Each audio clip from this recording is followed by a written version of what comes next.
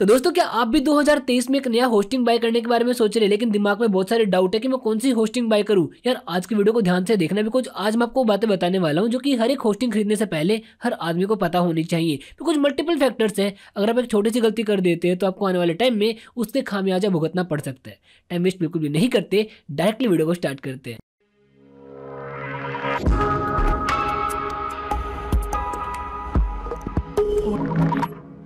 देखो अगर आप ये वीडियो देख रहे हो तो आपको ये तो पता ही होगा कि होस्टिंग होती क्या है, फिर भी थोड़ा सा बता देता हूँ एक एग्जांपल के साथ में।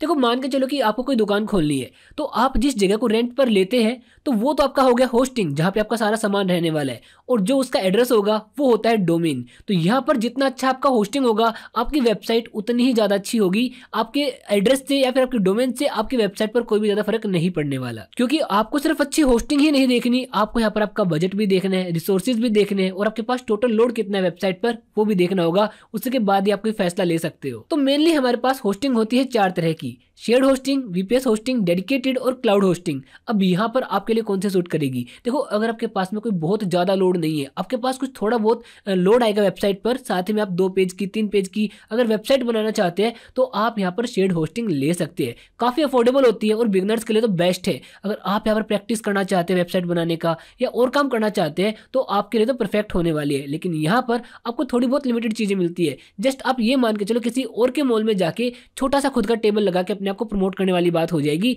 आप किसी और जगह को रेंट पर ले रहे हो। इसके बाद आते हैं वीपीएस होस्टिंग। ये थोड़ी सी एक्सपेंसिव होती है, लेकिन यहाँ पर आपको रिसोर्सेज और कस्टमाइजेशन के ऑप्शन बहुत ज्यादा मिल जाते हैं, जिससे आप वेबसाइट को और भी अच्छा बना सकते हैं। दोस्तों उसके बाद हमारे पास आता है क्लाउड होस्टिंग। ये जो होस्टिंग होता है अपने आप में बहुत ही बेस्ट माना जाता है, बिकॉज आपको यहाँ पर और भी ज्यादा ऑप्शन मिल जाते हैं आपकी वेबसाइट को और प्रोफेशनल बनाने के। आप यहाँ पर लोड भी ज्यादा डाल सकते हैं और आपको यहाँ पर रिलायबिलिटी और जो स्केलेबिलिटी होती है वो आपको ज्यादा देखने को मिलती है। उसके बाद बात करते हैं डेडिकेटेड होस्टिंग की। आप ये मान के चलो ना कि अगर आपने किसी मॉल में जाके कोई दुकान रेंट पे लेनी है तो आप यहाँ पे कोई छोटी सी स्टॉल भी रेंट कर सकते हैं, एक दुकान भी रेंट कर सकते हैं, या फिर आप एक स्टोर रेंट कर सकते हैं। लेकिन कैसा होगा कि पूरा का पूरा मॉल ही रेंट पे ले ले तो वो होता है हमारे पास डेडिकेटेड होस्टिंग। एक पूरा का पूरा जो स्टोरेज है वो आपके लिए फिक्स कर दिया जाएगा, लेकिन वहां पर आपके पास में टेक्निकल एक्सपर्टीज होना बहुत ज्यादा जरूरी है आपकी वेबसाइट को मेंटेन करने के लिए। लेकिन यहाँ पर आपके पास पूरा पूरा कंट्रोल रहता है हर एक चीज को मैनेज करने का। सेकंड पॉइंट, देखो आप कोई भी होस्टिंग बाय करो आपको सबसे पहले देखना है कि उसकी जो परफॉर्मेंस है वो आपको कैसे देखने को मिलती है। इनफैक्ट मैं तो आपको यही बोलूंगा कि जो वेबसाइट आपको 99.5% कप टाइम प्रोवाइड करती हो उसी के साथ ही जाना। मतलब कि अगर कोई 100 बार आपकी वेबसाइट को टच करता है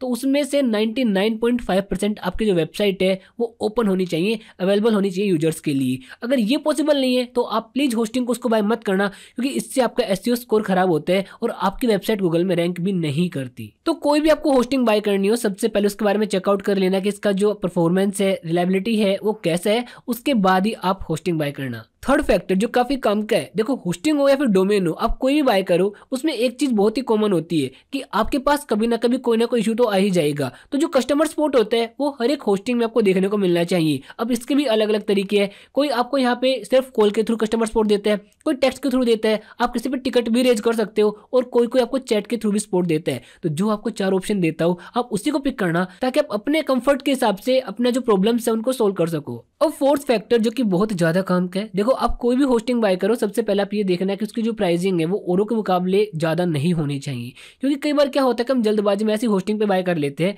जो कि काफी कॉस्टली होती है, और बाद में पता चलता है कि मार्केट में तो नहीं, इससे सस्ती सस्ती और भी होस्टिंग है। तो बहुत ही रिसर्च करने के बाद आपको सबसे पहले होस्टिंग बाय करनी है। उसके बाद स्केलेबिलिटी।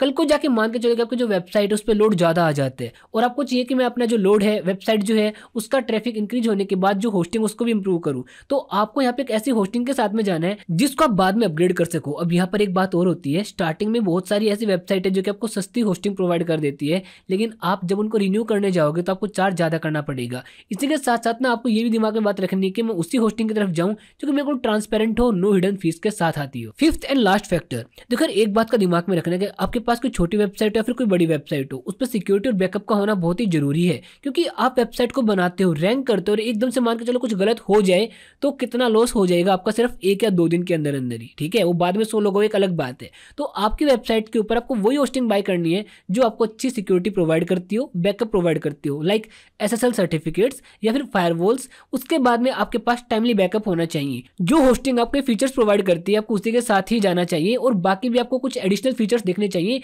जिनसे कि आपकी वेबसाइट और सिक्योर रह सके। अब यहाँ पर मैंने आप सभी को अलग अलग 5 बातें बताई जो कि आपको कंसिडर करनी चाहिए कोई होस्टिंग बाय करने से पहले। तो आप यहाँ पर डोमेन रेसर को भी चेक कर सकते हैं, बिकॉज इनके पास में मोस्ट अफोर्डेबल होस्टिंग है, जहाँ पे आप shared hosting, VPS hosting, cloud hosting या फिर आप जैसी होस्टिंग चाहते हैं वो परचेस कर सकते हैं। साथ साथ ये भी आपको 99.5% का अपटाइम प्रोवाइड करते हैं, और इनके पास सभी वो फीचर्स हैं जिनके बारे में आज की वीडियो के अंदर मैंने बात की है। तो आप एक बार चेकआउट कर सकते हैं, लिंक आपको डिस्क्रिप्शन में मिल जाएगा। तो यार ये था आज का एक ओवरऑल वीडियो। अगर ये वीडियो देखने के बाद दिमाग में कोई भी किसी भी तरह का डाउट आप कमेंट करके मेरे से पूछ सकते हैं, और ऐसी और कमाल कमाल की वीडियो देखते रहने के लिए आप सब्सक्राइब भी कर सकते हैं डोमेन रेसर यूट्यूब चैनल को। इस वीडियो में इतना ही, जल्दी मिलते हैं नई वीडियो में, तब तक के लिए देखते रहिए और सीखते रहिए।